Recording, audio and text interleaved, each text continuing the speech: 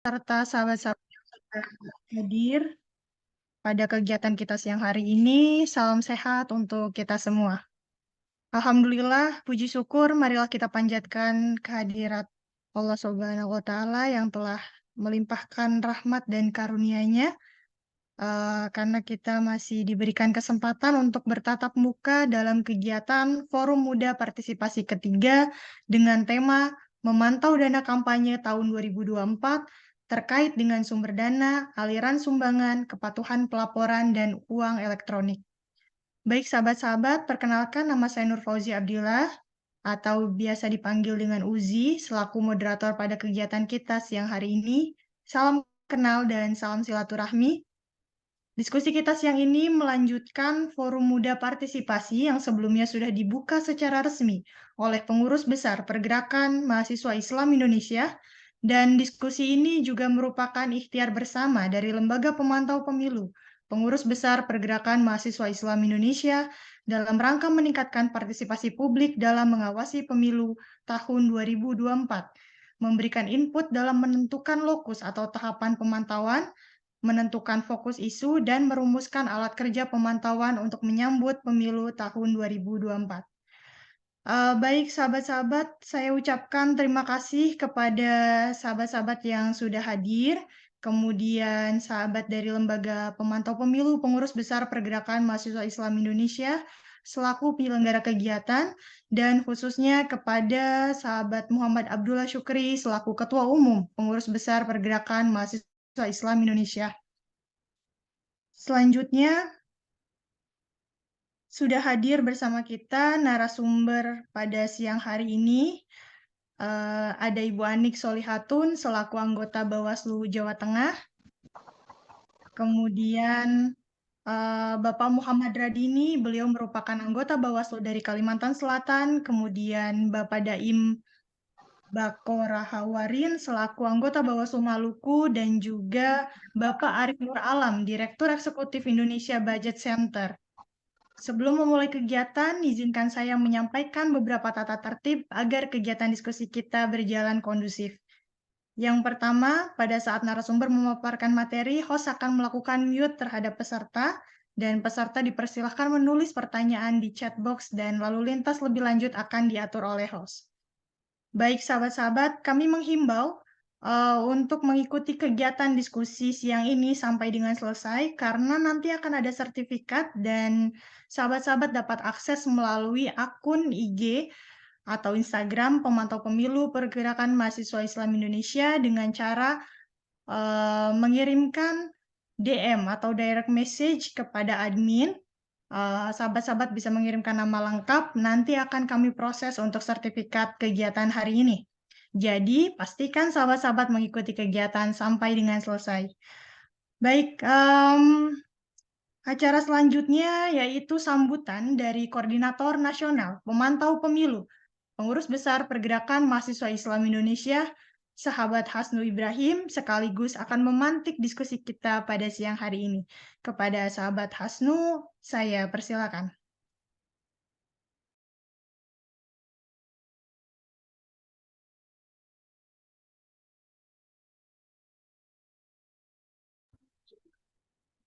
Bismillahirrahmanirrahim. Assalamualaikum warahmatullahi wabarakatuh. Terima kasih untuk sahabat Uji. Narasumber yang kami hormati ada Bang Radini, Bawaslu Kalimantan Selatan. Lalu kemudian ada Bang Daim, Bawaslu Maluku. Lalu kemudian ada Mbak Anik, Bawaslu Jawa Tengah. Dan sahabat senior Bang Arif, Direktur Eksekutif Indonesia Budget Center. Yang pertama, Bapak Ibu sekalian, para narasumber, izin kami menyampaikan sahabat Ketua Umum belum bisa membersamai para narasumber, akan tetapi salam hormat, salam takzim dari beliau terhadap para narasumber, para senior yang kemudian berkenan untuk membersamai kami dalam diskusi Muda Partisipasi yang ketiga. Kemudian selanjutnya para peserta sekalian, di sini juga tergabung beberapa senior dari unsur Ikatan Alumni PMII, sahabat-sahabat peserta. Terima kasih tentunya. Ada beberapa hal kemudian menjadi dasar dari pelaksanaan diskusi yang coba digagas oleh pemantau pemilu PBPMII. Mulai dari yang pertama kita sudah membahas seputaran bagaimana partisipasi pemuda, lalu kemudian di edisi kedua kemarin kita sudah ngobrolin seputar desain pemantauan di era demokrasi digital. Dan edisi ketiga pada hari ini kita akan coba menguliti secara mendalam seputaran upaya untuk melakukan pemantauan terhadap dana kampanye. Nah, sebetulnya ada 3 variabel yang kemudian menjadi penajaman kita secara bersama pada siang hari ini, para narasumber sekalian. Kita coba melihat soal sumber dana, lalu kemudian aliran sumbangan, serta kemudian kepatuhan terkait pelaporan soal pendanaan. Nah, nanti juga kami melihat soal perkembangan terakhir, yaitu uang elektronik. Nah, jadi para narasumber sekalian, Bapak Ibu peserta yang kami hormati, sahabat-sahabat sekalian, bahwa Forum Muda Partisipasi ini sebetulnya adalah ruang literasi publik sebagai wujud nyata atau aksi nyata pelibatan kita sebagai masyarakat sipil untuk mengawal pelaksanaan pemilu di tahun 2024. Nah, publik tentunya punya ekspektasi, punya harapan bahwa pemilu ke depan kita dorong soal diskursusnya sampai dengan tahapan pelaksanaannya akan menyasar pada hal-hal yang sifatnya substantif, demokratis, lalu kemudian menjunjung tinggi soal spirit integritas. Maka akumulasi dari proses itu kita menyadari betul bahwa pelaksanaan pemilu akan mencapai pada narasi pemilu yang bermartabat. Nah, kemudian yang selanjutnya, bahwa seperti yang kita ketahui secara seksama, bahwa terkait dana kampanye pemilu, di sini tentu di dalam produk aturan, terutama dalam PKPU, itu sejatinya itu sudah diatur sebagai pengejawantahan dari Undang-Undang 7 2017 sebagai undang-undang payung jika kita bicara soal pemilu.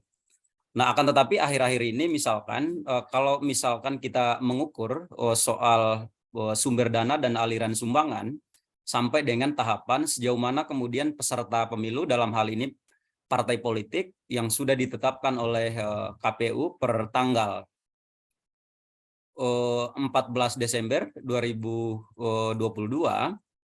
bahwa dalam tren 2 tahun terakhir proses elektoral kita 14 dan 19 banyak sekali kemudian partai politik yang belum terlalu transparan dan akuntabel dalam menyampaikan laporan terhadap dana pemilu. Nah, maka dari itu diskusi pada hari ini kita akan coba mendalami proses itu. Para narasumber akan memberikan input kepada kita agar sama-sama untuk kemudian mengawal pemilu di tahun 2024 mendatang. Nah, kemudian selanjutnya penting kami highlight bahwa modus operandi seputaran soal dana kampanye itu sudah makin masif yang dilakukan oleh peserta pemilu, caleg, bahkan di capres dan cawapres. Nah, semisal bahwa tidak ada keterlibatan secara langsung, misalkan kalau kita menggunakan pisau pendekatan yang cenderung normatif, seperti halnya yang didesain oleh penyelenggara pemilu dalam hal ini Bawaslu. Nah, karena sifatnya sangat normatif. Nah, padahal kalau misalkan kita berbicara soal dana pemilu, itu terdapat irisan yang cukup tajam soal spirit pemberantasan korupsi. Nah, akan tetapi proses-proses modus operandi itu yang membuat kita masyarakat sipil, makanya nanti akan coba didalami oleh Mas Arief soal bagaimana sih strategi yang pas ataupun strategi yang tepat, bukan saja misalkan kita sebagai bagian dari masyarakat sipil hanya kemudian menggunakan pendekatan yang cenderung normatif, serba produk serba produk yang sudah didesain dalam ruang pengawasan oleh Bawaslu. Akan tetapi pendekatannya lebih progresif seperti itu, yaitu misalkan sejauh mana kemudian pola-pola advokasi dan investigasi yang dilakukan oleh masyarakat sipil untuk coba mengungkap ataupun membongkar seperti apa sih modus operandi dari rentetan pengalaman kontestasi elektoral kita soal dana kampanye. Nah, kemudian yang terakhir bahwa salah satu tantangan pada hari ini yaitu soal di era disrupsi tentunya, bahwa sudah menjadi rahasia umum kecepatan transformasi ini berbanding lurus dengan spirit ataupun narasi baik soal digitalisasi partai politik lalu kemudian digitalisasi penyelenggaraan pemilu. Maka di ruang itu bahwa proses di dana kampanye, jika proses sebelum-sebelumnya bahwa dilakukan setiap partai politik peserta pemilu, caleg, cawapres ataupun capres misalkan, mereka diwajibkan untuk mendaftar dan itu ada rekening khusus untuk sumbangan dana kampanye yang diberikan baik oleh perorangan maupun dari perusahaan. Nah, akan tetapi pada hari ini bahwa tantangannya di era disrupsi bahwa proses transaksi itu nggak lagi via rekening. Nah, akan tetapi on base nomor telepon itu sudah bisa melakukan proses transaksi di soal keuangan itu. Lalu misalkan juga bahwa menggunakan pihak ketiga. Nah, bisa jadi misalkan mereka lewat koperasi atau apa, sehingga ini menjadi kesulitan. Nah, di ruang itu kenapa penting untuk digarisbawahi Bapak Ibu sekalian? Karena memang sampai hari ini KPU sendiri masih sekedar mewacanakan akan dirumuskan yang namanya PKPU, tetapi aksi nyata yang kemudian dilakukan oleh Bawaslu, oleh KPU maksud kami bahwa belum terlihat. Maka dari itu sekali lagi kami sampaikan terima kasih atas kehadiran para narasumber. Ini merupakan potret kaderisasi PMII yang tentu keilmuannya sangat kami kagumi. Salam patsun kami kepada senior Bang Radini, lalu kemudian Bang Daim Baco, lalu kemudian Mbak Anik, dan sahabat senior kita yang kemudian menentukan dirinya atau memposisikan dirinya pada hari ini, Bang Arif, memperkuat kerja-kerja masyarakat sipil yang kemudian cukup konsen bicara soal keuangan tentunya. Maka dari itu terima kasih pada para narasumber. Hormat dari Ketua Umum, beliau belum bisa membersamai kita. Para IKA juga yang sempat hadir pada hari ini, terima kasih para sahabat senior dan peserta-peserta sekalian tentu yang kami hormati. Demikian yang bisa kami sampaikan, lebih dan kurangnya kami mohon maaf. Wallahul muwaffiq ila aqwamit thoriq. Wassalamualaikum warahmatullahi wabarakatuh. Saya kembalikan sahabat Uji. Baik, Waalaikumsalam warahmatullahi wabarakatuh. Terima kasih kepada sahabat Hasnu yang telah memberikan pemantik diskusi ya, pemaparan sekaligus memantik diskusi kita pada siang hari ini. Selanjutnya adalah sesi diskusi dan kita akan ditemani oleh narasumber kita yang sudah bergabung. Izin Mbak Anik.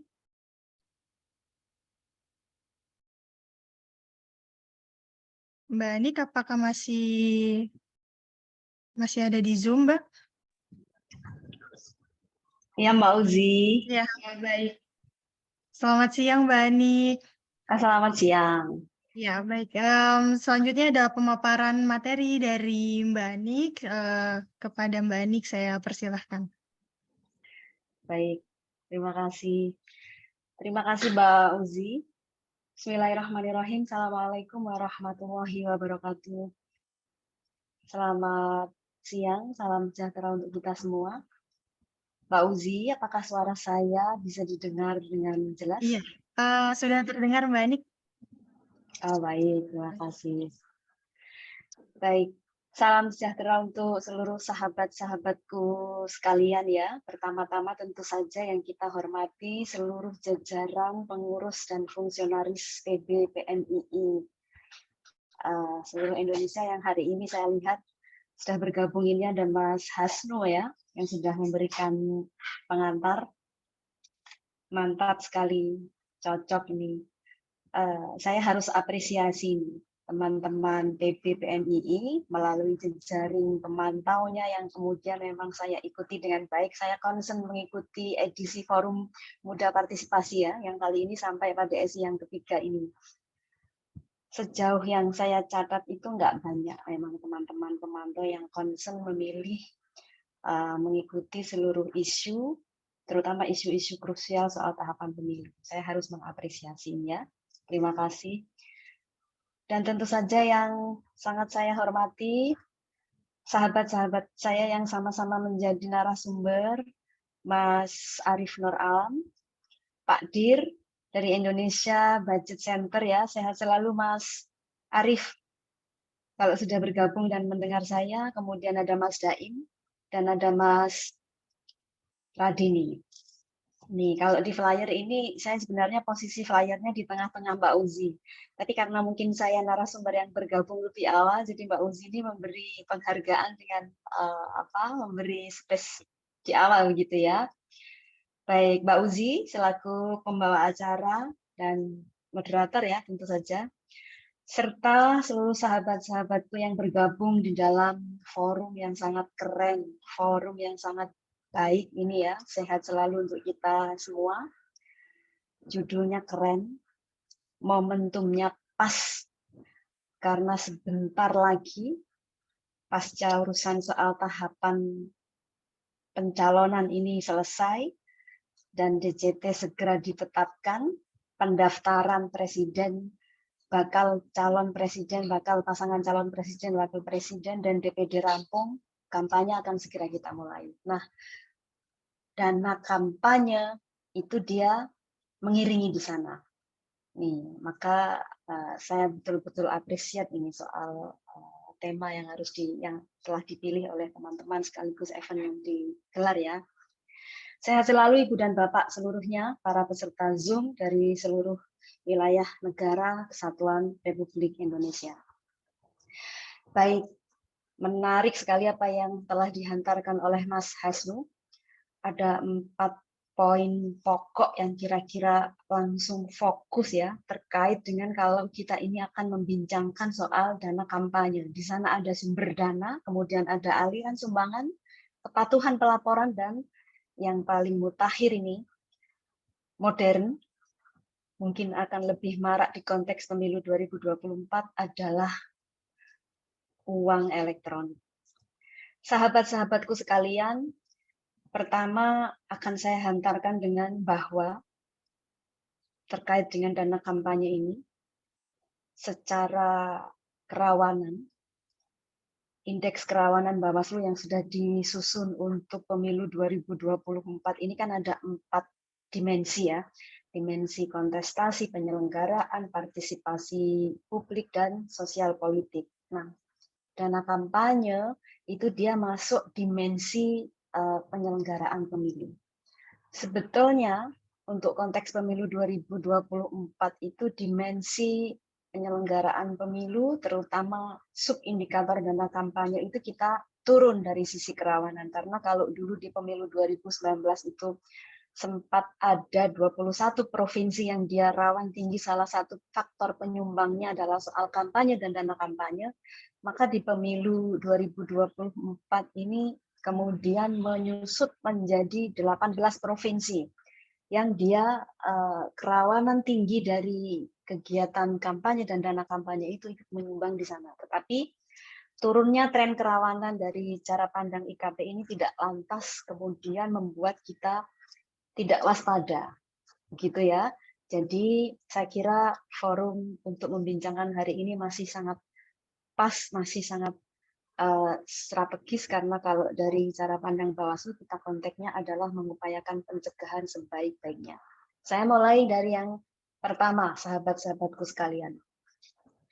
Soal dana kampanye ini, hari ini teman-teman jajaran KPU, ya tentu saja melalui KPU Republik Indonesia sedang dalam proses melakukan revisi peraturan KPU soal dana kampanye.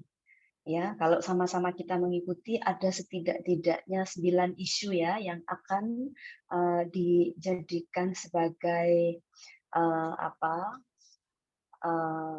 alasan untuk melakukan revisi terkait dengan peraturan-peraturan teknis yang sudah ada. Namun kalau kita bicara soal petunjuk teknis yang existing, itu kita sudah ada Perbawaslu 29 tahun 2018 dan PKPU 24 tahun 2008 yang di sana mengatur soal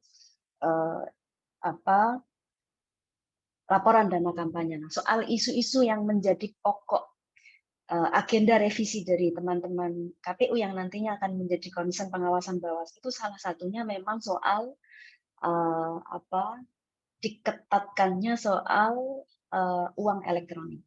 Ya, selain itu ada beberapa isu yang tentu saja menarik, antara lain soal bahwa kalau sumbangan ini berasal dari kelompok, ya itu harus jelas badan hukumnya dan seterusnya. Nanti kita akan bahas lebih dalam di sana. Nah, karena petunjuk-petunjuk teknis yang existing itu masih ada, artinya diskusi hari ini tentu saja akan mengacu peraturan atau petunjuk teknis yang ada, sembari kita tentu saja membincangkan terkait dengan isu-isu pokok yang dijadikan teman-teman KPU untuk merevisi peraturan yang sudah ada. Yang pertama terkait dengan sumber dana ya.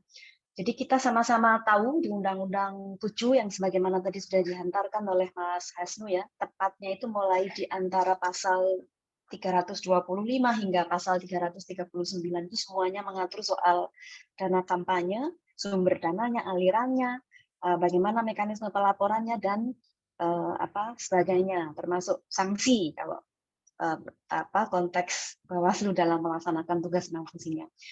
Soal sumber dana ini ya jelas di sana diatur bahwa sumber dana kampanye ini berasal dari perorangan. Ya, perorangan ini bisa berasal dari calon. Kalau konteksnya DPD ya berarti dia calon anggota DPD. Kalau dia konteksnya bakal calon pasangan presiden wakil presiden ya berarti dia calon pasangan presiden wakil presiden. Kemudian bisa berasal dari partai politik, bisa berasal dari korporasi atau perusahaan dan kelompok yang lain. Jumlahnya juga sudah diatur, sudah tidak perlu saya sampaikan. Saya meyakini sahabat semua sudah mengupdate dan mengikuti soal besarannya ini. Ya. Kemudian terkait sumber ini, kita juga perlu tegaskan bahwa yang dilarang terkait dengan sumber dana kampanye ini, yang dilarang terkait dengan sumber dana kampanye ini memberikan sumbangan adalah yang pertama dari pihak asing, yang kedua itu tidak jelas dari sumbernya atau identitasnya tidak jelas, tidak boleh berasal dari hasil tindak pidana. Hasil tindak pidana ini yang tentu saja telah terbukti berdasarkan putusan pengadilan ya, yang telah memperoleh kekuatan hukum yang tetap, dan atau dia ini bertujuan untuk menyamarkan atau menyembunyikan hasil suatu tindak pidana. Kemudian tidak boleh berasal dari pemerintah daerah, pemerintah desa itu nggak boleh dana kampanye, dan juga tidak boleh berasal dari BUMN, BUMD dan BUMDes juga tidak boleh. Ya, ini rambu-rambu larangan. Kemudian aliran. Nah, bicara soal aliran dalam praktek pelaksanaannya, Bawaslu ini juga sudah dalam kerangka memantau ya pergerakan aliran dana kampanye ini. Bawaslu juga dalam konteks ini sudah bekerja sama dengan membuat nota kesepahaman dengan PPATK. Seingat saya itu bulan Februari tahun 2023 kemarin di Surabaya itu ada beberapa bentuk kerjasama untuk memantau, menelusuri, mengawasi proses aliran dana kampanye terutama yang tidak sah, tidak dibenarkan oleh aturan itu. Salah satu poin nota kesepahaman yang dibangun antara Bawaslu dan PPATK ini adalah soal tukar-menukar informasi, soal sosialisasi, riset, dan seterusnya. Kesemuanya ini bertujuan dalam hal nanti ternyata terindikasi adanya dugaan pelanggaran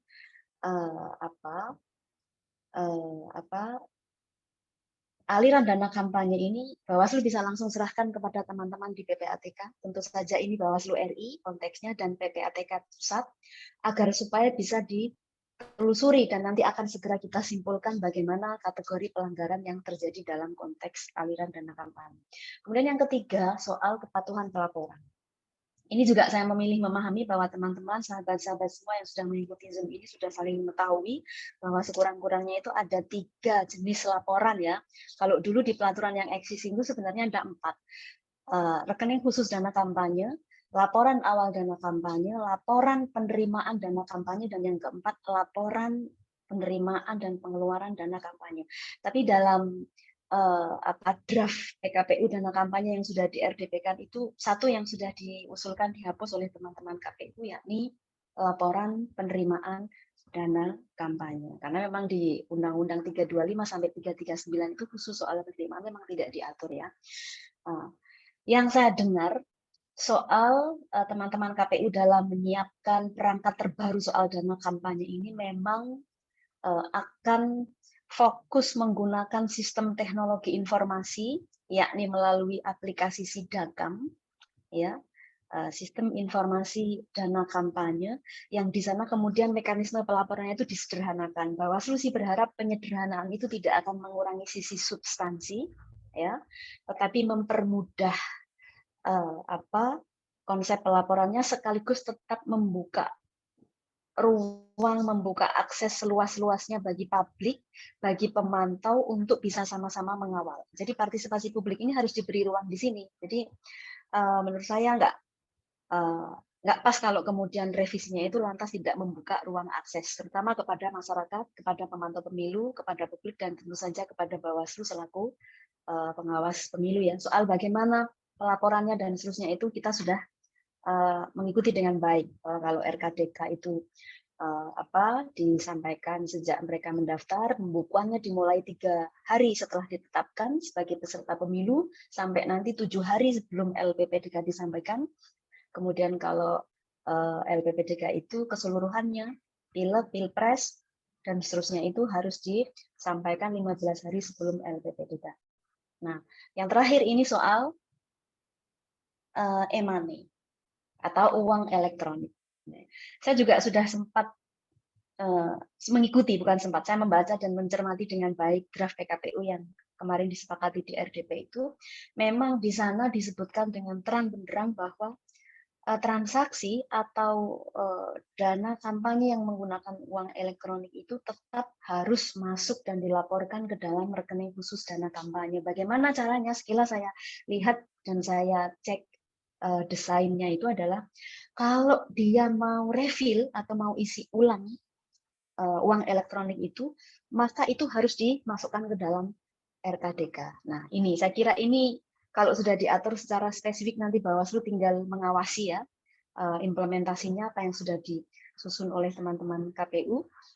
Kalau dari hemat kami sih dari perspektif pengawasan itu dari sisi memang marak penggunaannya potensi kerawanan pelanggarannya banyak, tetapi sekaligus ada modal positifnya di sini soal uang elektronik ini. Jadi Bawaslu juga bisa mengingatkan kepada teman-teman peserta pemilu agar hati-hati, meskipun dia sangat canggih begitu, tapi jangan lupa kecanggihan teknologi informasi itu justru menyediakan ruang-ruang jejak digital yang sangat mudah dilacak, sangat mudah ditelusuri. Jadi jangan main-main soal kebebasan penggunaan uang elektronik ini sehingga kemudian berpikiran untuk tidak dilaporkan ke dalam rekening khusus dana kampanye. Nanti mungkin kita juga justru bisa melacak jejak digitalnya ini kalau sampai memang benar ada transaksi, ada uang elektronik yang dia itu fungsinya sebagai dana kampanye tetapi tidak dilaporkan di dalam rekening dana kampanye. Nah, itu ada sanksi yang nanti di sana akan menunggu.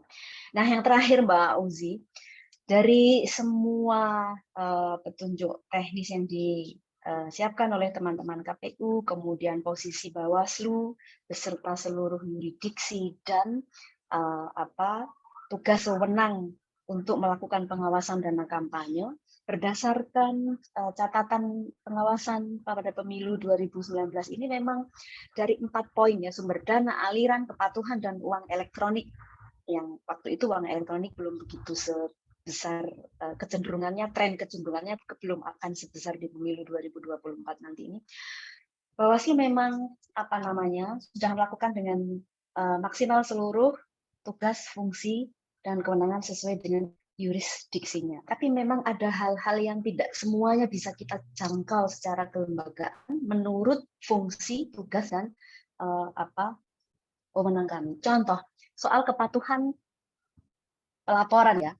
Di sana itu kan sesungguhnya sudah ada sanksi sebenarnya, sanksi yang sudah menanti bagi teman-teman peserta pemilu yang kemudian secara aturan tidak menyampaikan pelaporan bahwa dia bisa didiskualifikasi kepesertaannya sebagai peserta pemilu, atau nanti di laporan akhir penerimaan dan pengeluaran sumbangan dana kampanye kalau dia tidak menyerahkan maka dia bisa dibatalkan penetapannya sebagai calon terpilih misalnya, itu ada. Tetapi secara substansi itu tidak maksimal karena memang secara normatif teman-teman peserta pemilu ini memang semuanya patuh dari sisi penyerahan, ya itu waktunya, kemudian formatnya dan seterusnya itu dia ada di sana. Tetapi dari sisi substansi itu banyak hal yang harus didorong agar di pemilu 2024 ini lebih baik, lebih serius. Mengapa kami katakan seperti ini? Contoh, seperti laporan awal dana kampanye. Laporan awal dana kampanye itu memang soal kepatuhan nggak ada masalah, tapi Bawaslu, catatan pengawasan kita di pemilu 2019 itu pernah menemukan catatan hasil pengawasan yang kita analisis itu salah satu partai politik itu ada yang menyerahkan laporan awal dana kampanye ke teman-teman KPU itu dia besarannya Rp1.000 saja. Itu tidak melanggar memang dari sisi substansi, dari sisi norma itu tidak melanggar dan dia sudah sampaikan. Tetapi kan rasa rasa kejujuran, rasa keadilan masyarakat ini kan apa iya partai politik yang, apalagi kalau dia partai politik besar, alat peraga kampanyenya, balihonya, bahan kampanyenya itu sudah semarak di mana-mana, tetapi laporan awal dana kampanyenya itu 1.000 misalnya. Nah, hal-hal yang seperti itu yang Bawaslu sebenarnya nggak bisa masuk karena secara norma, secara aturan, dia dia patuh melaporkan dan KPU juga menyatakan dia MS ya, MS itu memenuhi syarat. Nah, di titik-titik seperti ini, di dalam hal-hal yang itu di luar jangkauan Bawaslu yang nggak bisa tindak karena dia secara norma sudah terpenuhi, kami sebenarnya mendorong kepada teman-teman masyarakat sipil, kepada teman-teman pemantau, tentu saja di konteks ini ya teman-teman dari PBPNII ya, itu bisa masuk dan kemudian bisa menyuarakan. Jadi kadang-kadang itu sanksi administrasi, sanksi pidana, dan yang lain-lain yang sudah disiapkan oleh negara itu kadang tidak cukup membuat jerah, tidak cukup untuk membuat mereka hati-hati, tapi justru sanksi moral. Kalau misalkan bayangkan teman-teman pemantau pemilu itu lantas menyuarakan ini, bahwa partai ini nggak serius, nggak sungguh-sungguh mengelola dana kampanye, masa iya dana kampanye cuma 1.000 misalnya ya, sungguh pun nggak ada aturan yang dilarang, tapi masyarakat bisa menilai. Dan kita kembalikan kepada masyarakat, ya partai politik ini kemudian jujur apa tidak, karena dana kampanye ini sekaligus uji kejujuran bagi teman-teman partai politik untuk mengelola dana kampanyenya. Ya, kalau kita mau pemilu kita bersih, berintegritas, ya salah satunya harus kita mulai dengan menghadirkan dana kampanye yang bersih dan jujur. Kira-kira itu Mbak Uzi, pemantik dari kami ya, mudah-mudahan nanti bisa menambah meriahnya sesi diskusi yang akan berlangsung. Mohon maaf atas kekurangan dan keterbatasan. Terima kasih, saya kembalikan kepada Mbak Uzi. Wal muwaffiq ila aqwamit thoriq. Wassalamualaikum warahmatullahi wabarakatuh. Waalaikumsalam warahmatullahi wabarakatuh. Terima kasih Mbak Anik atas pemaparan materinya. Selanjutnya sudah hadir bersama kita ada Bang Radini. Izin Abang, apakah sudah hadir di Zoom bersama kami?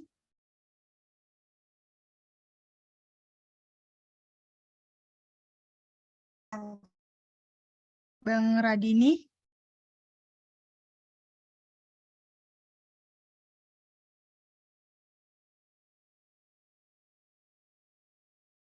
Izin Bang? Ya, baik. Sudah? Selamat siang Abang. Siang. Baik. Sahabat-sahabat, selanjutnya adalah pemaparan materi dari Bang Radini. Beliau merupakan anggota Bawaslu Provinsi Kalimantan Selatan.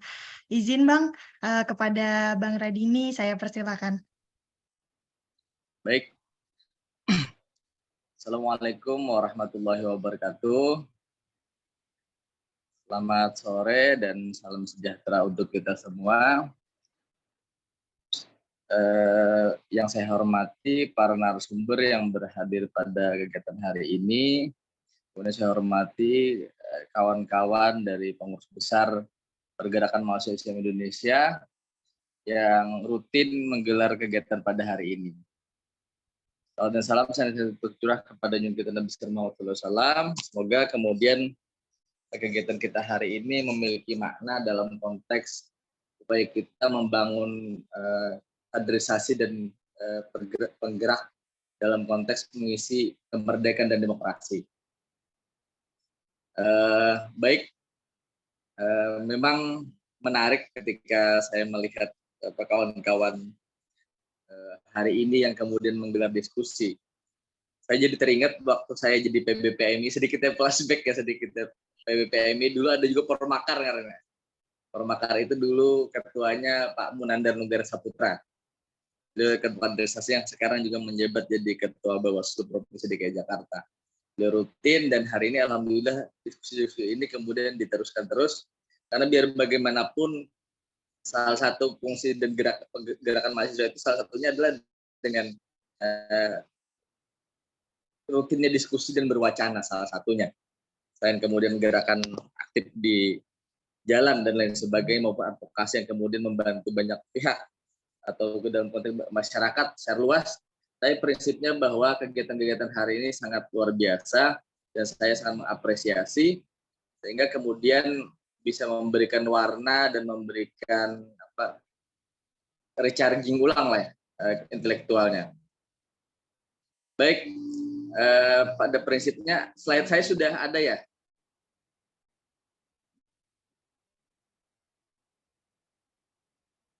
Ada Bang, sebentar. Bisa. Baik. Secara prinsip kemudian sudah dijelaskan. Tapi memang begini,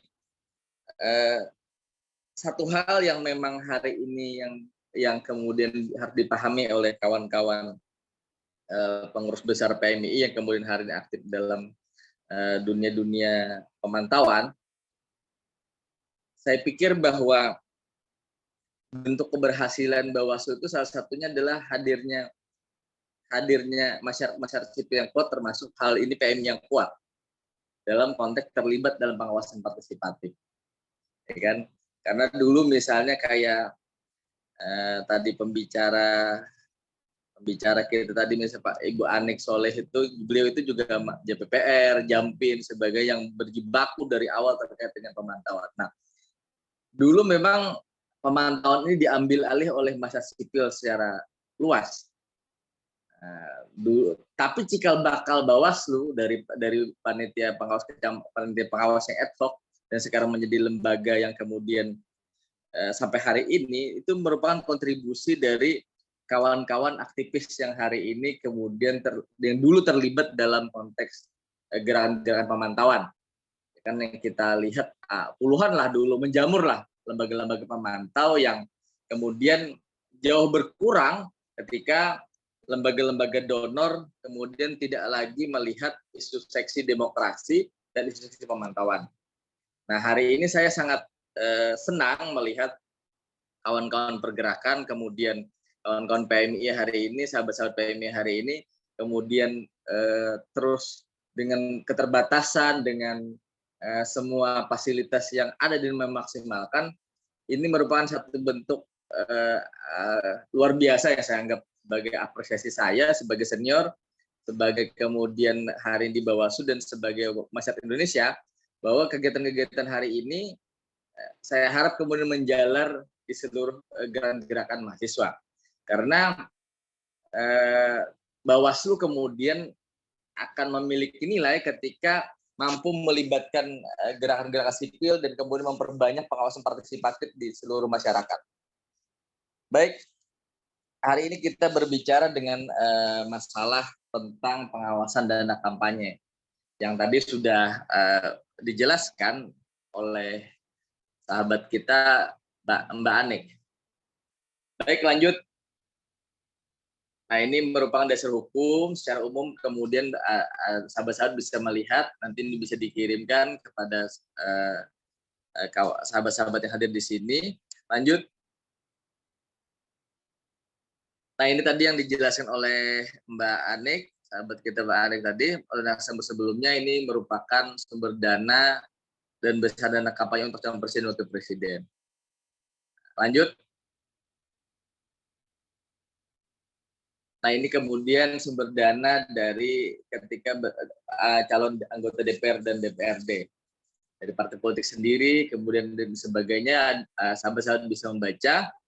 Yang secara prinsip kemudian ini yang membedakannya hanya kemudian tadi ada sumber dari calon pasangan calon dari presiden, ini pasti dari partai politik. Lanjut. Nah, yang berbeda ini adalah kemudian sumber dananya dari calon anggota DPR yang bersangkutan, dan kemudian jumlahnya yaitu itu bisa dilihat, jumlah perseorangannya maksimal 750 juta. Kemudian kalau kemudian perusahaan 1,5 M. Ini itu yang membedakan antara 3 hal dalam proses pengawasan dana kampanye dari presiden, kemudian partai politik dalam hal ini DPR, DPR RI, DPRD provinsi, DPRD kabupaten kota, dan kemudian calon perseorangan dalam hal ini DPD. Lanjut. Nah, ini kemudian bentuk sumbangannya yang bisa dilakukan oleh yang dimaksud dalam sumbangan kampanye, yaitu jasa, uang, kemudian barang. Ini betul-betul harus bisa didokumentasikan dan dilaporkan oleh peserta pemilu. Entah itu presiden, entah itu kemudian partai politik, entah itu kemudian calon perseorangan atau DPD. Lanjut. Nah, sumber dana yang dilarang.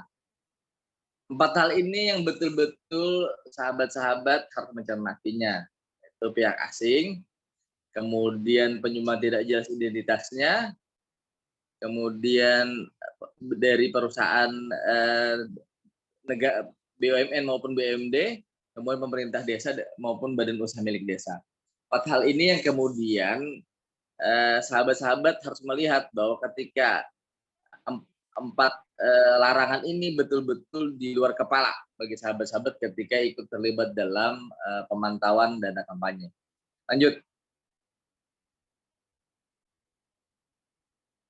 Nah, potensi pelanggaran. Potensi pelanggaran peserta ini yaitu peserta pemilu terlambat atau di luar jadwal dalam menyampaikan laporan akhir dana kampanye atau laporan penerimaan maupun pengeluaran dana kampanye. Kemudian sumbangan melebihi batas maksimal dari ketentuan.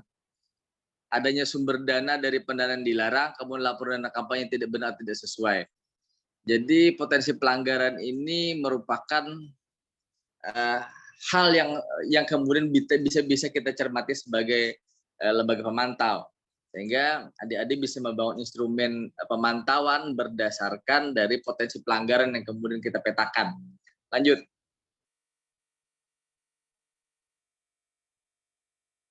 Nah, bagaimana fokus pengawasan dana kampanye yang bisa sahabat-sahabat lakukan, yaitu sahabat lakukan kemudian bisa melihat bagaimana prosedurnya dalam hal ini ketepatan waktu penyampaian atau penyerahan atau laporan dana kampanye. Yang kedua, besaran sumber dana kampanye, sumbangan dana kampanye. Ini betul-betul sahabat-sahabat harus cermat dalam hal besar sumbangan. Kemudian kejelasan sumber dana, 4 hal tadi, 4 poin yang dilarang tadi kemudian betul-betul menjadi proses pencermatan bagi kawan-kawan pemantau dalam ini sahabat-sahabat PMII. Kemudian kejelasan di penyumbang, dan terakhir ada ketepatan pencatatan dan pelapor sumbangan atau penerimaan dan pengeluaran penggunaan dana kampanye. Memang luar biasa aturan yang dibuat oleh negara dalam hal ini sehingga kemudian ini agar kemudian asas pemilu itu, taat asas aturan itu dalam konteks keadilan, kemudian keadilan itu betul-betul bisa mencerminkan dalam konteks kontestasi. Itu yang kemudian menjadi spirit sehingga kemudian dana kampanye atau dana kampanye dibuat. Lanjut. Nah, bagaimana kemudian kita melakukan pencegahan? yaitu korespondensi atau koordinasi dengan partai politik. Nah, intinya dengan peserta pemilu, Pak, kalau dalam hal ini sahabat-sahabat PMI ya hari ini kemudian harus melakukan hal-hal tersebut untuk upaya melakukan pencegahan.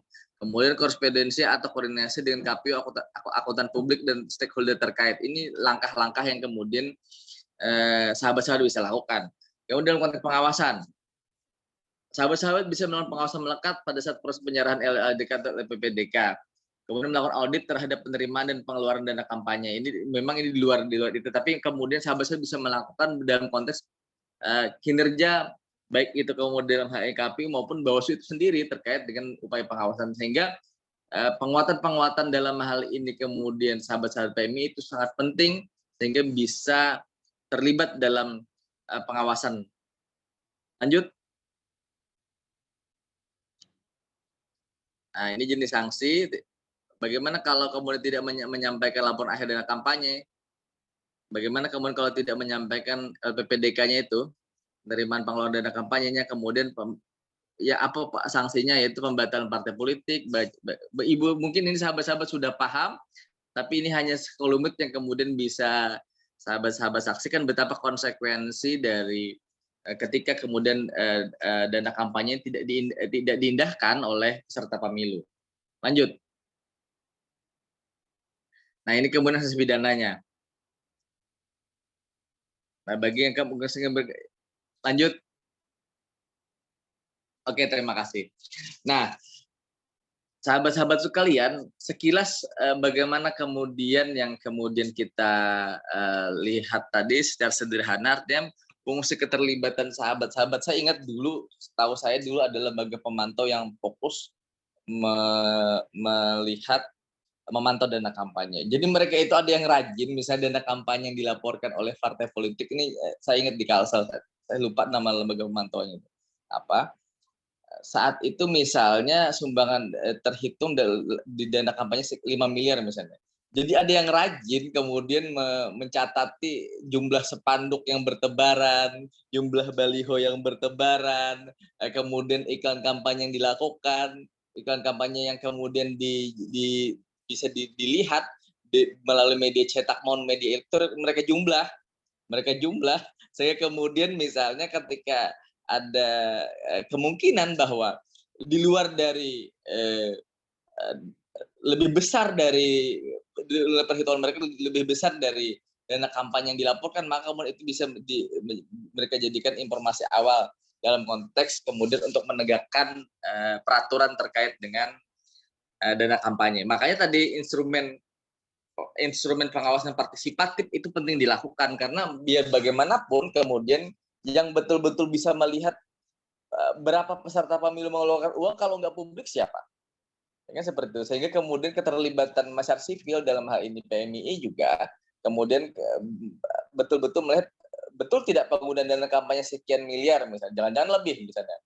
Atau sekedar refleksi misalnya, sekedar pengingat bagi sahabat-sahabat sekalian, misalnya cash misalnya terkait dengan utang, salah satu misalnya isu terkait dengan ada utang kandidat calon sekian puluh miliar misalnya kan, padahal kemudian ternyata lebih besar, dan ini kan juga menjadi kemudian pentingnya pengawasan masyarakat sipil dalam hal bagaimana kemudian dana kampanye itu kemudian dipergunakan, apa benar jumlahnya. Kan kadang biasanya partai politik itu atau peserta pemilu itu biasanya tipis-tipis sekali dananya, sekian, tapi realitasnya sebenarnya jauh melebihi itu. Nah, fungsi-fungsi inilah yang kemudian pentingnya masyarakat sipil dalam hal ini kemudian sahabat-sahabat PMI kemudian terlibat dalam melakukan upaya-upaya pencegahan dan upaya-upaya kemudian melakukan pengawasan dan pemantauan tersebut. Kira-kira itu saja, terima kasih. Yang paling penting saya bergembira eksistensi organisasi kita yang kita sayangi ini kemudian betul-betul hari ini menggantikan posisi-posisi seniornya, kan begitu, posisi seniornya yang jujur saja sampai hari ini kemudian isu-isu pengawasan, isu-isu kepemiluan ini juga sangat jauh berkurang, dan hari ini saya sangat mengapresiasi, dan kalau boleh kemudian pelibatan itu juga pelibatan secara menyeluruh dengan kawan-kawan di jejaring kita sampai pada tingkat cabang, bahkan tingkat komisariat. Tinggal kemudian bagaimana sahabat-sahabat membangun instrumen pemantauannya sehingga kemudian bisa dimaksimalkan jejaring yang luar biasa besar itu, jejaring luar biasa banyak itu mampu betul-betul melihat utuh bagaimana kemudian penggunaan dana kampanye peserta pemilu misalnya. Kira-kira itu aja, terima kasih. Akhirul kalam, saya mohon maaf apabila ada kalimat atau ucapan yang kemudian tidak kurang berkenan. Akhirul kalam, minal aidin ila saurah. Wallahul muwaffiq ila aqwamit thoriq. Wassalamualaikum warahmatullahi wabarakatuh. Waalaikumsalam Silakan. warahmatullahi wabarakatuh. Terima kasih Bang Radini atas pemaparan materi siang hari ini. Selanjutnya sahabat-sahabat, perlu saya informasikan bagi sahabat-sahabat yang ingin bertanya kepada narasumber bisa langsung menuliskan pertanyaannya di chat box di kolom komentar. Nantinya akan ada sesi tanya jawab dan nanti juga akan ada sesi tanya jawab secara langsung. Baik, selanjutnya pemaparan materi dari Bang Daim Bako selaku anggota Bawaslu Maluku. Izin, Abang apakah sudah hadir di Zoom bersama kami siang hari ini? Siap. Ya, baik, sudah hadir. Baik, sahabat-sahabat, selanjutnya pemaparan materi dari Bang Daim. Kepada Bang Daim, saya persilahkan.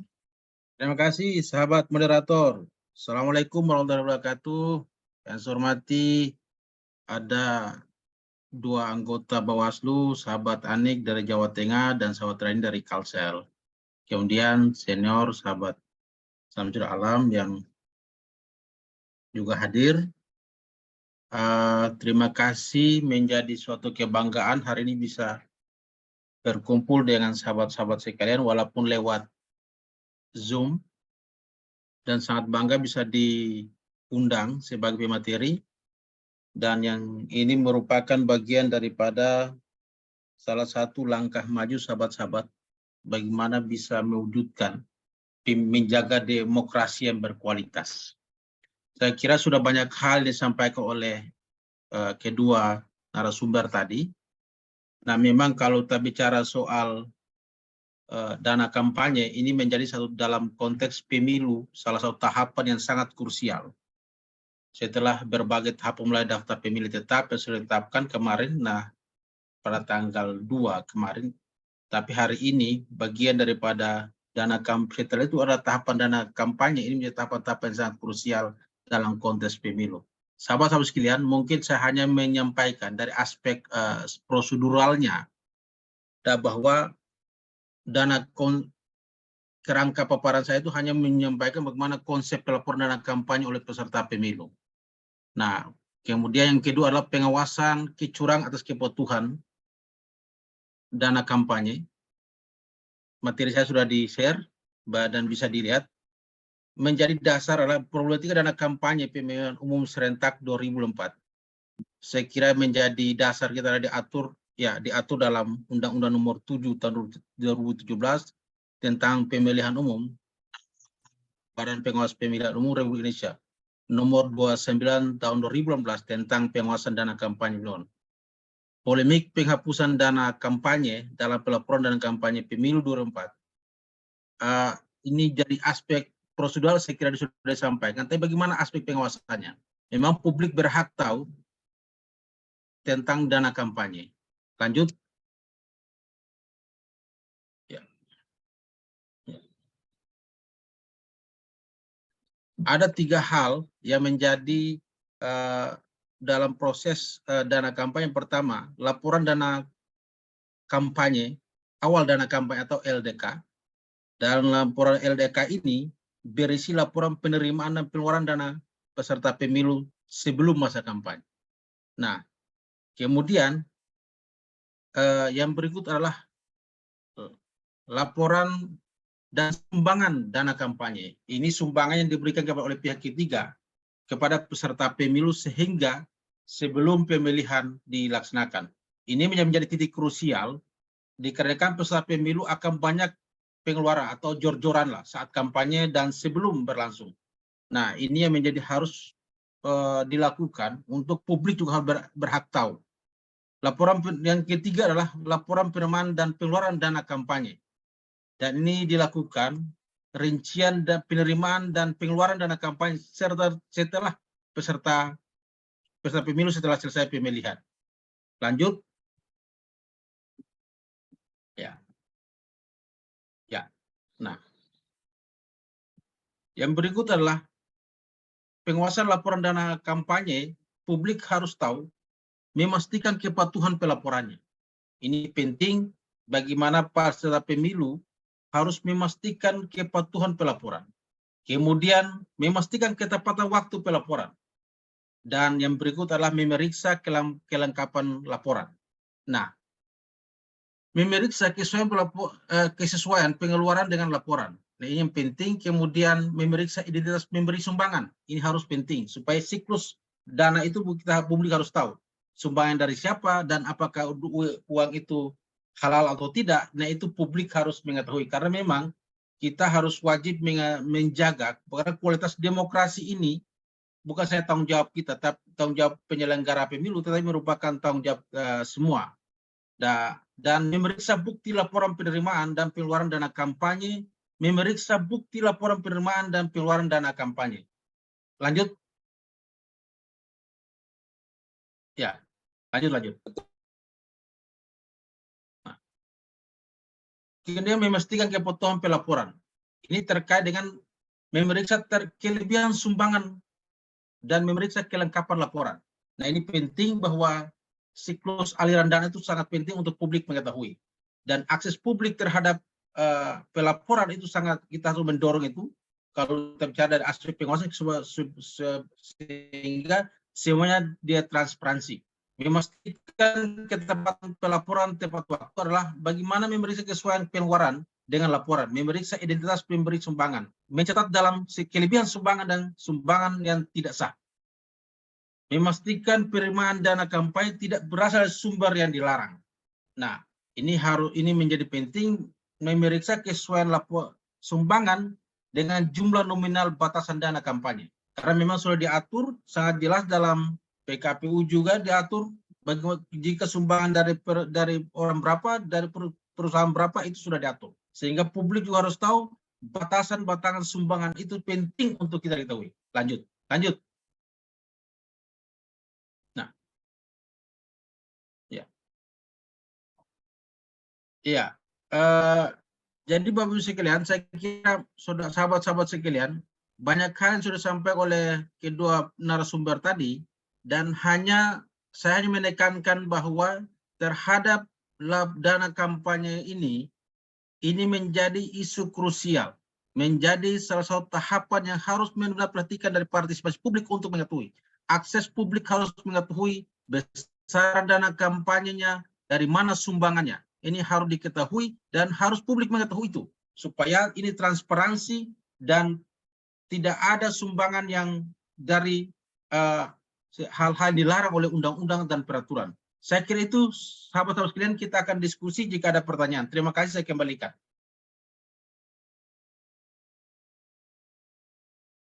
Baik, terima kasih Bang Daim atas pemaparan materinya. Baik sahabat-sahabat, selanjutnya materi keempat, tapi sebelum itu sahabat-sahabat silakan jika ingin ada yang ditanyakan bisa langsung menuliskan pertanyaan di kolom chat, karena setelah ini kita akan masuk dalam sesi diskusi. Baik, selanjutnya adalah pemaparan materi dari Bapak Arif Nur Alam selaku Direktur Eksekutif Indonesia Budget Center. Izin Bapak Arif Nur Alam, apakah sudah bergabung di Zoom bersama kami? Ya, Assalamualaikum, selamat sore. Baik, selamat sore Pak Arif. Baik, untuk pemaparan materinya saya persilakan ya Pak. Terima kasih. Ini kedengaran, soalnya di kantor ini ada azan enggak terganggu ya? Iya, terdengar Pak. Ya. Oke, terima kasih teman-teman. Saya sangat senang bisa bergabung di forum yang luar biasa ini. Dan saya juga menyapa lebih awal kepada ketiga narasumber, Pak Anif, mudah-mudahan sehat selalu. Kemudian Mbak Radini dan Dayim ya di Maluku Utara, Kalsel, dan ini satu di Jawa Tengah ya. Semua kita tetap sehat dan semua teman-teman yang bergabung dalam forum yang luar biasa ini. Mas Arif sehat. Sehat.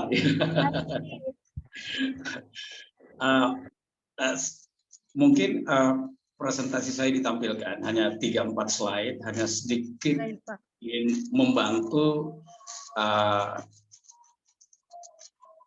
diskusi kali ini, dan saya kira apa yang disampaikan oleh ketiga narasumber secara normatif, teknis, substansi, saya kira sudah bisa memantik diskusi kita. Tapi saya mencoba memantik diskusi ini di samping soal-soal apa yang harus dilakukan atau dipantau oleh teman-teman di PBPMII, bukan hanya pada konteks jangka pendek, tapi juga kita harus memikirkan apa strategi pemantauan yang harus kita lakukan jangka panjang dalam rangka untuk memastikan bahwa proses demokrasi elektoral kita itu bisa lebih baik dari periode pemilu ke pemilu berikutnya. Nah, saya mencoba menyampaikan poin penting kaitan dengan pemantik diskusi pada sore hari ini. Saya menjadikan tema ini adalah kaitan dengan transparansi dana kampanye pemilu. Dana ya, sorry kelihatan, kasih nggak nampak? Apakah tidak terlihat, Pak? Sebentar. Iya. Oke, sebentar. Oke. Oh. Ya. Sudah terlihat, Pak? Izin. Lanjut slide berikutnya. Oke, saya coba tarik dulu ya.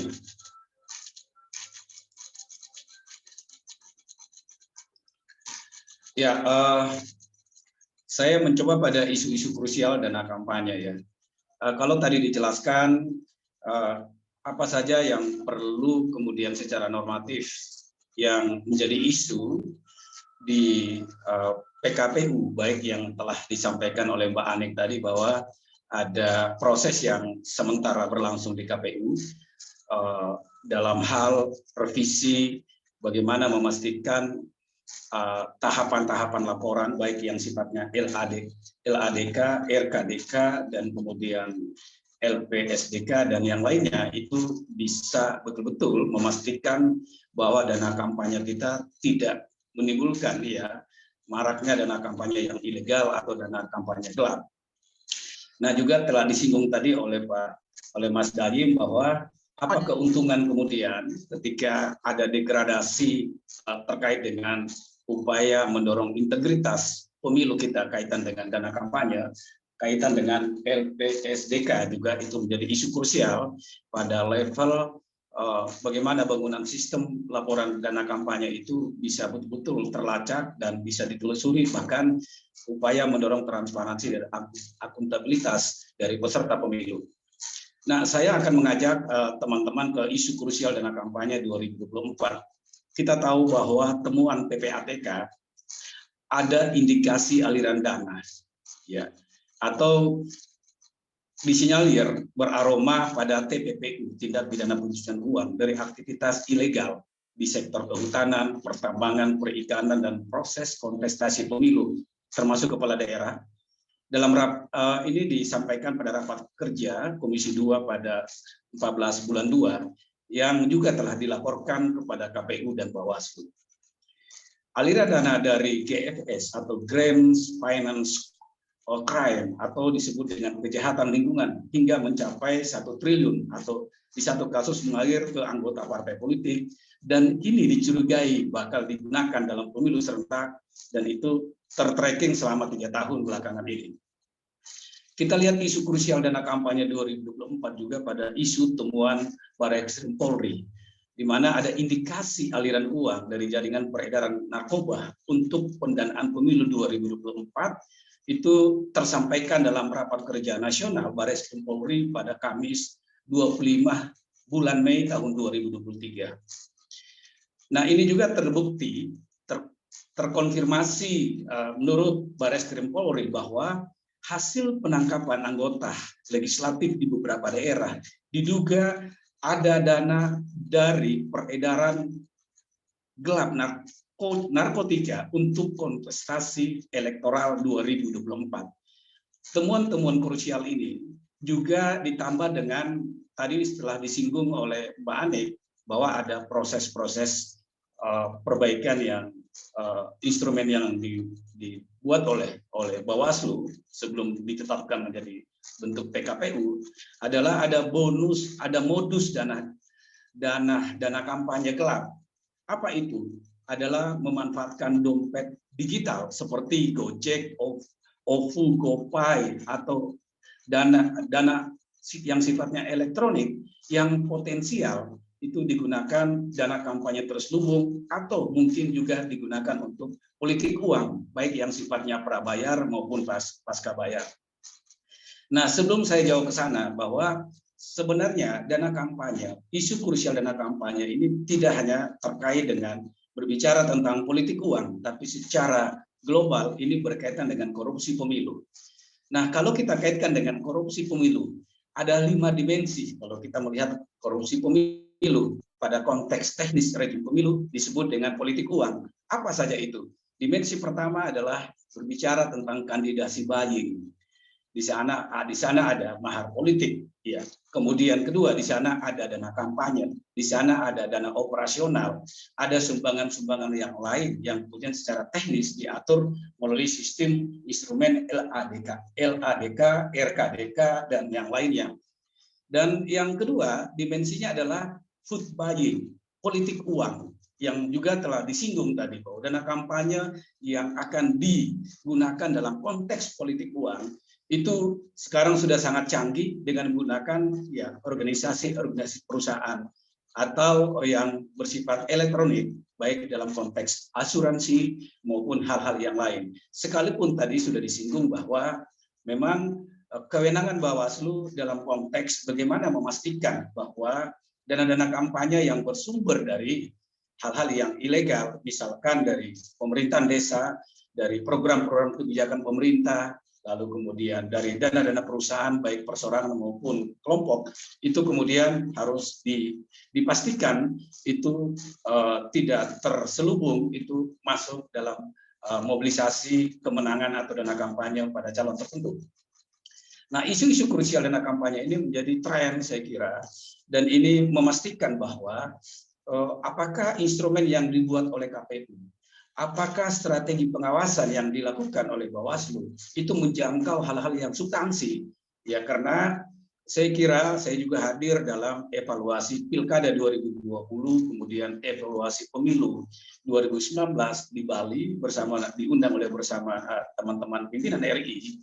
Memang ada hal yang prinsip yang harus menjadi kekuatan bersama di tingkat pemantau maupun Bawaslu dalam konteks melakukan pengawasan pemilu adalah bagaimana menaikkan tuns pengawasan. Bukan hanya lagi berkaitan dengan teknikal, tapi memastikan bahwa substansi ruang-ruang politik uang, persoalan dana kampanye yang menjadi isu krusial pemilu itu harus kemudian dijangkau oleh teman-teman Bawaslu. Tentunya ini juga bagian dari kerja-kerja pengawasan partisipatif dengan masyarakat sipil, baik pemantau pemilu, organisasi kemahasiswaan, organisasi kepemudaan, organisasi keagamaan, untuk terus berkolaborasi untuk memastikan isu-isu krusial pemilu termasuk dana kampanye, politik uang ini harus kemudian bisa ditekan atau dieliminasi sehingga upaya kita untuk mencapai pemilu yang bersih, pemilu yang berintegritas, kira-kira bisa kita mengarah ke sana dan mengeliminasi konteks manipulasi, kemudian konteks dana ilegal yang kita sudah tahu seperti disampaikan tadi, baik temuan PPATK maupun temuan Bareskrim Polri, bahkan ya modus-modus baru dana kampanye gelap itu kemudian bisa kita sikapi dan bisa kita pantau secara bersama. Lalu kemudian dana kampanye juga saling beririsan dengan sumber keuangan partai politik. Juga telah disinggung oleh narasumber termasuk Mbak Anik tadi bahwa sebelum kita mengarah kepada apa batasan, apa yang dilarang kaitan dengan dana kampanye, teman-teman dari PBPMI harus punya cakrawala untuk mendekatkan dengan sumber keuangan partai politik. Kalau kita menelisik sumber keuangan partai politik, ya berdasarkan Undang-Undang Nomor 2 Tahun 2021 sebagai perubahan dari Undang-Undang Nomor 2 Tahun 2008, di mana sumber keuangan partai politik itu bersumber dari iuran anggota, di mana iuran anggotanya diatur melalui anggaran dasar dan anggaran rumah tangga partai politik.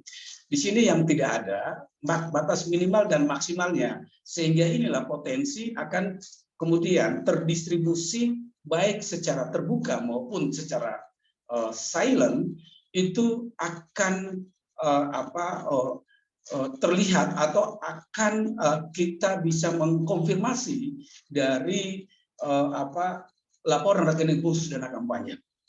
Lalu kemudian sumber keuangan partai politik kedua adalah bersumber dari yang sah menurut undang-undang. Itu sudah tersebutkan juga tadi dalam undang-undang pemilu kita. Dalam sumbangan yang sah itu ada berupa uang, ada barang dan jasa. Dan ini juga sebenarnya bisa dipastikan, ini agak bisa tertracing karena kenapa? Dia ada batas maksimalnya, di mana untuk perseorangan adalah berjumlah 1 miliar dan kemudian untuk perusahaan dan kemudian badan usaha itu maksimal senilai 7,5 miliar ya per 1 tahun anggaran. Dan sumber yang ketiga adalah bantuan keuangan dari APBN dan APBD yang dimana dihitung melalui suara. Katakanlah 9 partai politik yang memenuhi parliamentary threshold pada pemilu yang lalu itu dialokasikan Rp1.000 per suara. Bagi yang tidak memenuhi PT itu di daerah juga akan terdistribusi atau teralokasi dari APBD sebesar Rp1.100 ya Rp1.000 per suara. Dan ini juga kecenderungannya akan naik pada ada upaya untuk revisi tentang bantuan keuangan partai politik sampai pada maksimal Rp3.000. Dan ini juga sangat memberatkan sebenarnya kalau kita berbicara tentang anggaran APBN dan APBD kita yang terus-menerus ya mengalami proses-proses postur yang tidak sehat.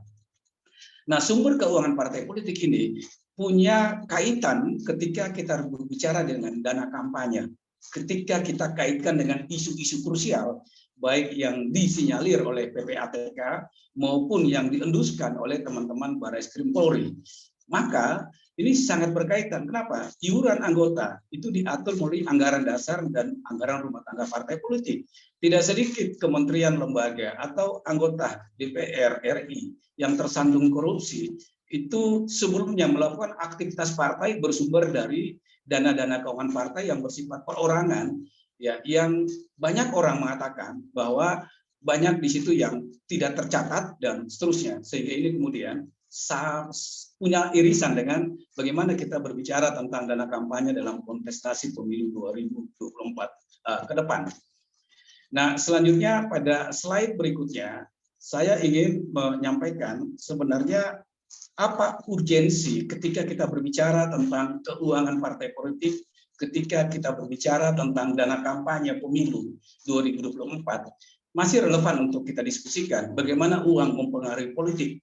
Ya, dalam hasil riset kajian yang kami lakukan bahwa ini masih relevan. Kenapa?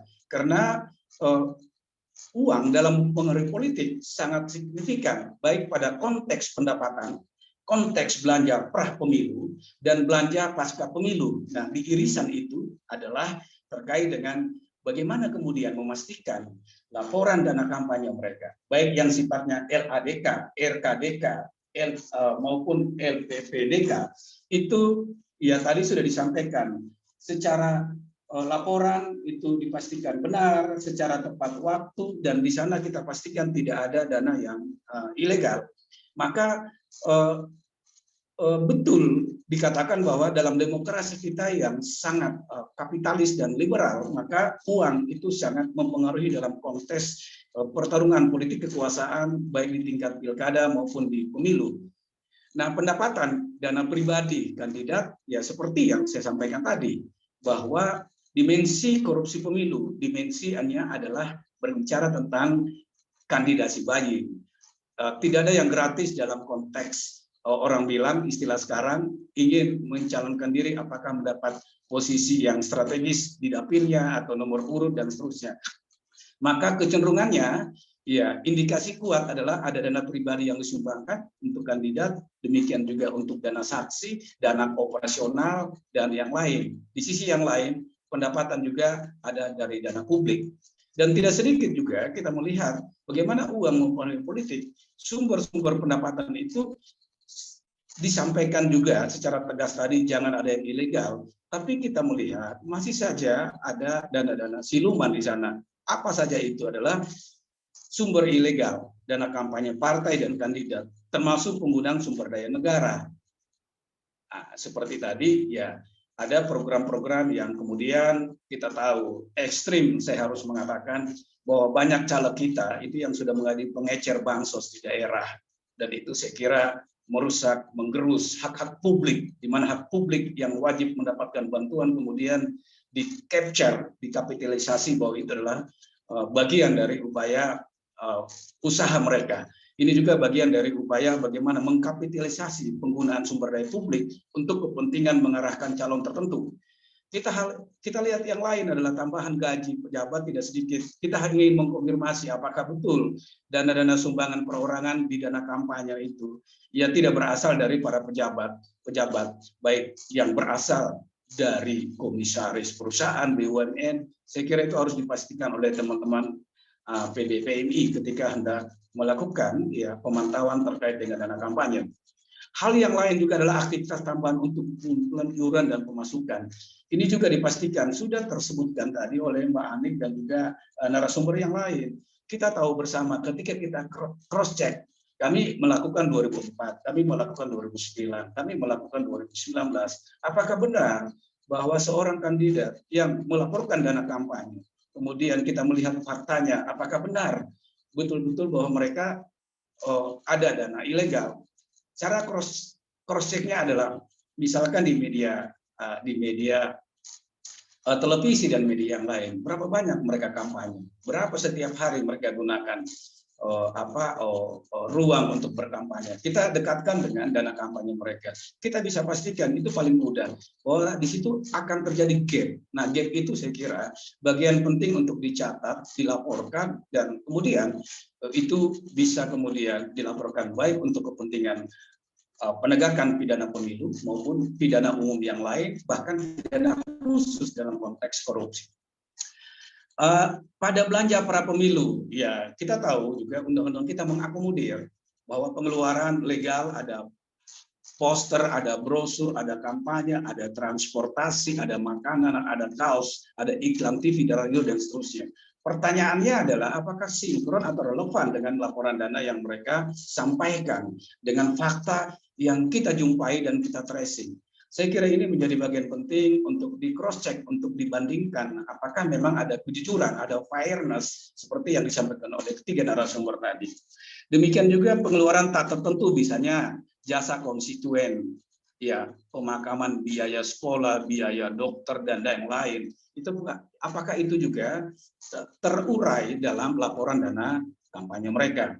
Nah, yang kita khawatirkan belanja pra pemilu itu adalah pengeluaran legal, ya ilegal, food buying, penyuapan media dan seterusnya.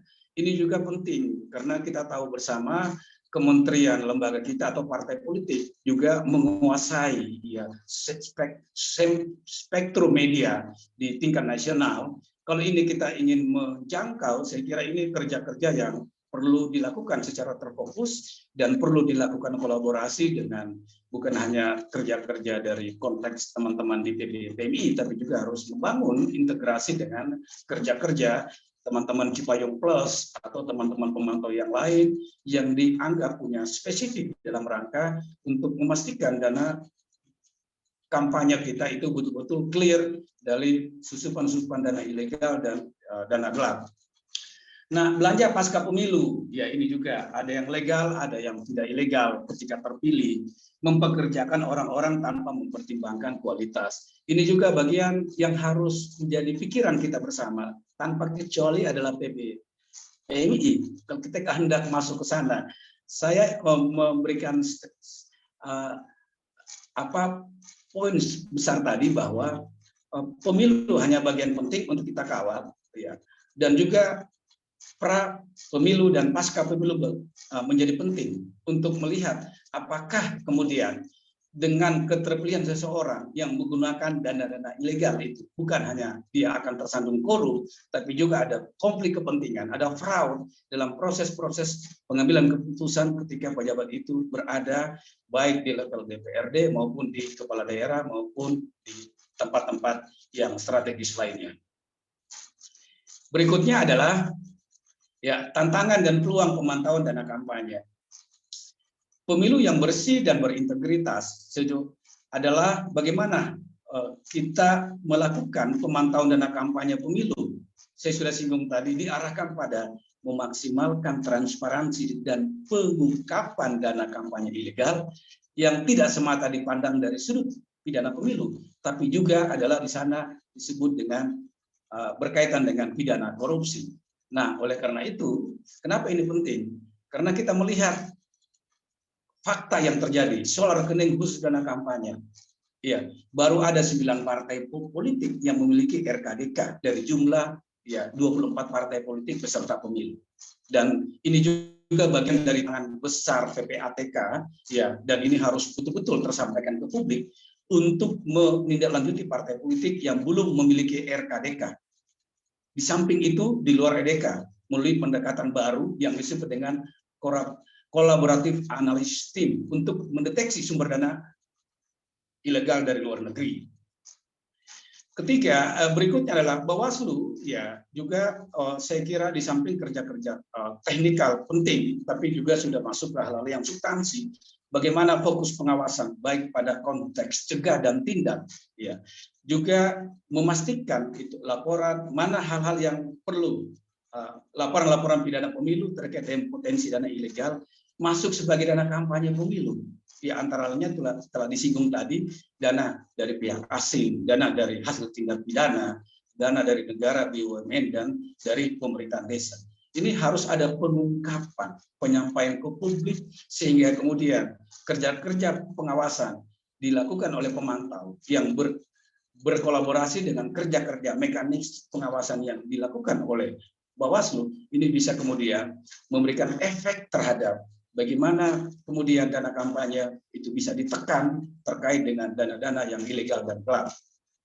Dan kemudian tantangan peluang dalam konteks pemantauan dana kampanye pemilu adalah kita juga melihat fakta KPK jangan hanya semata melakukan roadshow bus KPK untuk menghindari serangan fajar, tapi harus kita arahkan teman-teman PMI harus memastikan juga bagaimana KPK ya harus didorong secara substansial mengawasi dana kampanye ilegal dalam rangka untuk membantu membackup kerja-kerja pengawasan yang hendak dilakukan oleh Bawaslu, juga memastikan ya ada instrumen alarm system yang ada yang dibangun kelak oleh teman-teman KPU. Nah, yang terakhir adalah tantangan pemantauan dana kampanye diperlukan memang sinergitas multi lembaga stakeholders.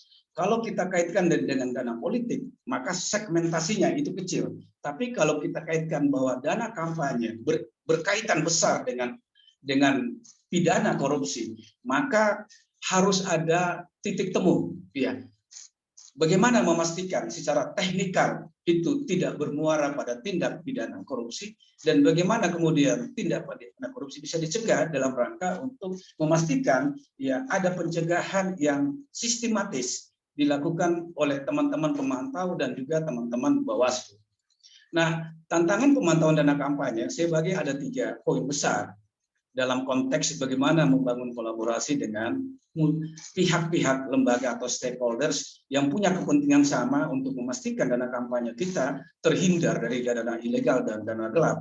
Pertama adalah multi integrasi PPATK. saya kira PATK sudah melakukan namanya kolaborasi dengan analisis tim dan juga melakukan kolaborasi dengan aparatur penegak hukum dalam konteks memantau dana kampanye para calon yang mengarah pada pidana umum.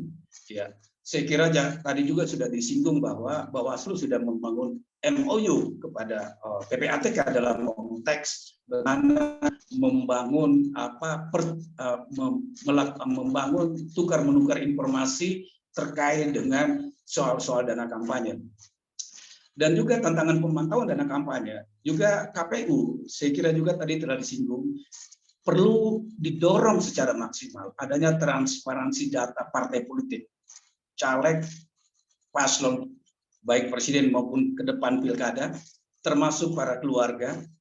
Di dalamnya ada LADK, RKDK, dan hasil audit dana kampanye. Saya kira sudah disinggung tadi secara normatif, tapi ini harus didorong secara substansi bahwa adanya transparansi yang bisa diakses data-data partai politik kaitan dengan caleg, paslon, presiden dan wakil presiden, termasuk paslon kepala daerah, kaitan dengan LKDK, RKDK, dan hasil audit dana kampanye. Dan juga beberapa masukan kepada KPU, saya kira ini harus ada KPU untuk kita dengar. Sejauh mana masukan publik terkait format CV para calon. Karena sampai hari ini ya format untuk calon itu masih sangat minimalis. CV atau identitas hanya berupa CV organisasi, kemudian CV jenjang karir, belum dimasukkan secara tegas, secara jelas perusahaan-perusahaan mereka. Mereka itu punya perusahaan apa, keluarganya berapa perusahaannya, perusahaannya di mana saja, bergerak di bidang apa saja. Itu saya kira yang kemudian KPU belum secara maksimal memastikan bahwa format-format calon kaitan dengan nama-nama perusahaan mereka, kemudian posisi mereka sebagai direktur di perusahaan itu posisi sebagai apa, lalu kemudian berapa banyak keluarga, sanak keluarga, dan suami, anak-anaknya, istri dan anak-anaknya misalkan itu memiliki perusahaan-perusahaan.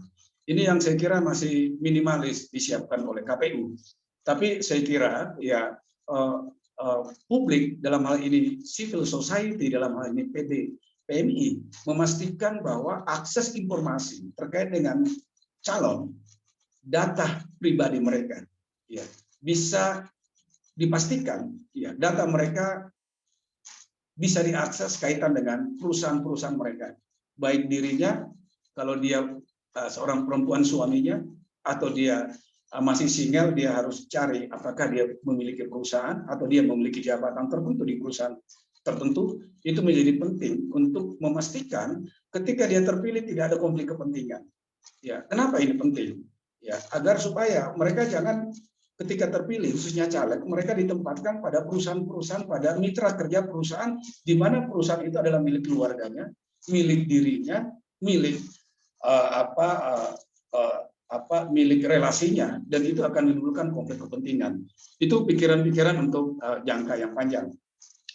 Dan hal yang lain, ya, kemudian Dirjen Bea dan Cukai, kita harus memastikan ada akses informasi, karena kepentingan untuk memastikan lalu lintas batas negara terkait dengan distribusi uang yang besar yang masuk ke Indonesia, saya kira ini sudah menjadi fenomena. Pada saat pilkada, ya kita ini sudah menjadi rahasia umum, tapi bagaimana kita memastikan atau mengetahui ada dana-dana ilegal yang masuk dari luar negeri? Maka Dirjen Bea dan Cukai itu perlu kita maksimalkan, kita dorong memantau arus uang lalu lintas batas negara agar menghindari potensi distribusi uang dalam jumlah besar dari luar negeri ke Indonesia di saat-saat kontestasi pemilu sekarang, yang saya kira itu sangat berkaitan dengan dana politik yang juga irisan dengan dana kampanye. Nah, kemudian Bawaslu, ya seperti yang saya sampaikan tadi, saya kira sudah disampaikan juga oleh narasumber, memastikan ya pengawasan yang sesuai dengan kewenangan yang dimiliki oleh Bawaslu kaitan dengan bagaimana memastikan atau memberikan tindakan tegas secara administratif ya dan juga ada dukungan dari pemantau untuk memastikan bahwa ada tidak sinkron, ada gap antara yang dilaporkan dengan fakta di lapangan, sehingga ada tindak tegas dari Bawaslu. Lalu kemudian juga ada ungkapan atas dana-dana ilegal yang masuk dalam dana kampanye, misalkan dari pihak asing, dana hasil tindak pidana korupsi, dana BUMN, dan dari pemerintahan desa. Dan yang tidak kalah pentingnya terakhir adalah lembaga pengawas dan pengatur LPP seperti Bank Indonesia, OJK, dan Badan Pengawasan Perdagangan Berjangka Komoditi untuk memastikan di situ ada terjadi pengawasan terhadap penggunaan produk jasa keuangan, alat pembayar digital, atau disebut istilah sekarang ada aset kripto. Ya. Ini sering kita dengar. Nah, saya kira kalau ingin kemudian mengembangkan luasan tantangan pemantauan dana kampanye, kita harus memastikan seluruh stakeholders ini bergerak, kita bisa pantau untuk pergerakannya, sehingga untuk mendorong pemilu yang berintegritas, tidak semata kita berada pada kacamata pidana pemilu, tapi juga kita harus melihat bahwa ada pidana khusus korupsi yang bisa memberikan efek kecut atau efek gerah kepada peserta pemilu, dan juga ini bagian dari pencegahan, dan juga ini upaya untuk memberikan spirit dan juga semangat bagi Bawaslu untuk memberikan kewenangan sanksi administrasi jika kemudian memang dipastikan bahwa masih ada saja para calon ya melakukan atau memanipulasi dana kampanye atau melakukan melakukan dana kampanye yang manipulatif. Nah, yang terakhir adalah teman-teman di PBPMI, saya kira ini punya semangat yang besar untuk mengawal, ya, untuk mendorong revisi undang-undang partai politik kita. Karena muara dari dana kampanye ini adalah dari sumbernya adalah sumber dana pendanaan partai politik, di mana iuran anggota, kemudian itu tidak ada batas maksimalnya, sehingga di sana adalah oligark dan kemudian pendonor itu bermarkas dan melahirkan banyaknya aktor-aktor bandit-bandit demokrasi, baik yang sifatnya pengembara maupun sifatnya yang menetap. Pada jangka panjang juga kita harus mendorong bahwa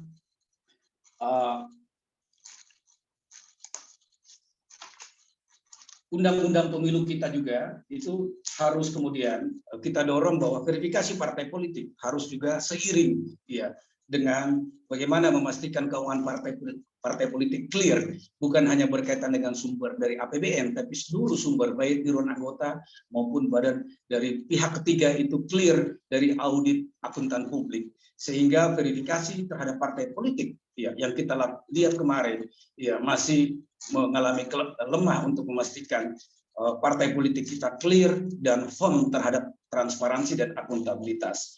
Dan juga mendorong revisi undang-undang pemilu. Bagaimana dana kampanye, saya kira bukan lagi menjadi ranah bagi KPU, tapi ini digiring kepada ranah bagi Bawaslu dalam konteks memastikan entitas penyelenggara pemilu kita itu berjalan sesuai dengan trias politika, di mana KPU sebagai penyelenggara teknis, pengawas adalah kemudian adalah Bawaslu, dan etik adalah DKPP. Bagaimana pemantauan dana kampanye sampai memastikan audit yang dilakukan oleh akuntan publik itu fair, maka saya kira kewenangan untuk melakukan pengawasan terkait dana kampanye harus kita giring, wilayahnya ada di wilayah Bawaslu, bukan lagi instrumen didegradasi atau dikecilkan dalam instrumen-instrumen yang dibuat oleh KPU, dan ini kita lihat fakta seperti itu. Saya kira itu sebagai pemantik diskusi kita. Terima kasih, saya kembalikan kepada moderator.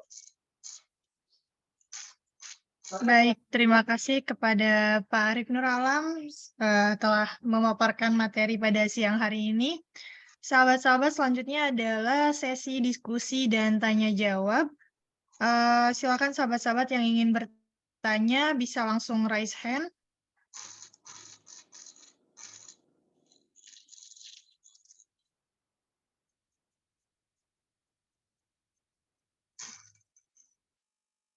Oke, apakah sudah ada yang raise hand? Sahabat-sahabat, silakan jika ingin ada yang bertanya.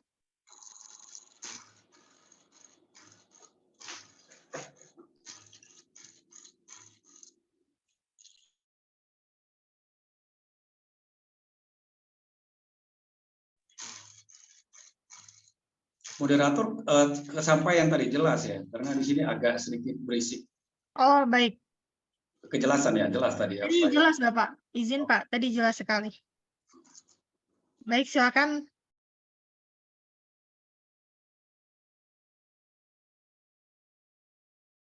Agak ragu, soalnya ini ada pimpinan masing-masing provinsi. Atau ada narasumber yang bertanya ini, Mbak Ade. Oke. Ini ada penanya dari Pak Suhaimi Alwi ya. Oke, saya unmute ya Bapak. Silakan bisa bertanya langsung kepada narasumber. Baik, terima kasih para narasumber. Assalamualaikum warahmatullahi wabarakatuh. Perkenalkan, nama saya Suhaimi Alwi dari PMII Sumatera Selatan. Baik, terima kasih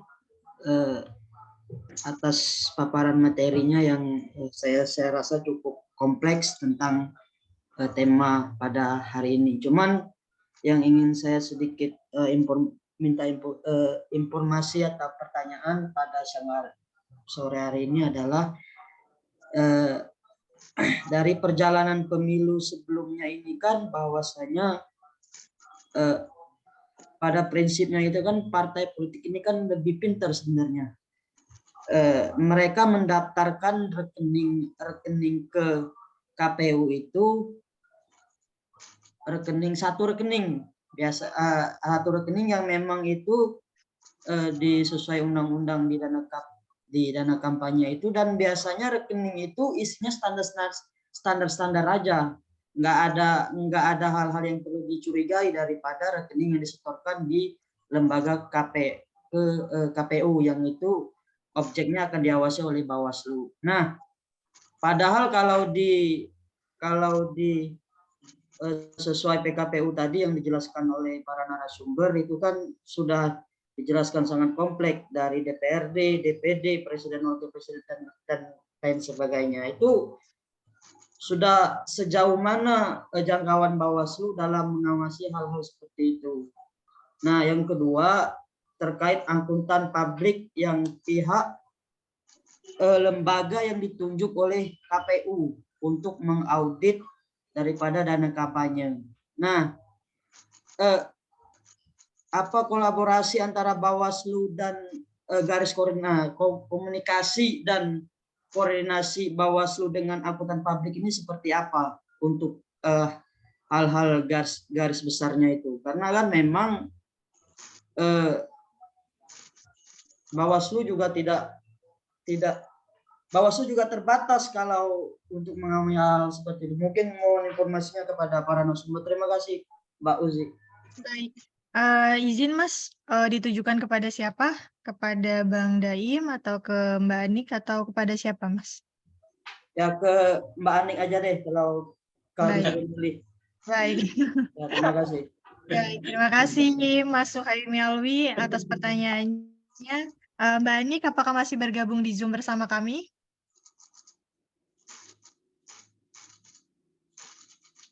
Izin Mbak. Atau mungkin bisa langsung ke Bang Daim ya? Untuk menjawab pertanyaan dari Mas Suhaimi Alwi. Silakan Abang. Ya, terima kasih. Jadi prinsipnya begini, memang kita juga punya batasan karena dibatasi oleh aturan. Nah, tetapi prinsipnya dari aspek pengawasan itu harus memastikan bagaimana laporan itu dirincikan secara baik dan kemudian anggarannya. Ada 3 hal yang perlu menjadi aspek pengawasan kita. Yang pertama dari awal laporan dana awal kampanye dan kemudian akhir kampanye. Ini yang penting buat kita menjadi objek pengawasan kami. Bawaslu dalam hal ini adalah menjadi concern. Nah, kemudian soal kepatuhan. Hal-hal inilah. Nah, untuk itu hal ini menjadi perhatian kita. Bawaslu. Nah, dan bukan itu saja, tetapi untuk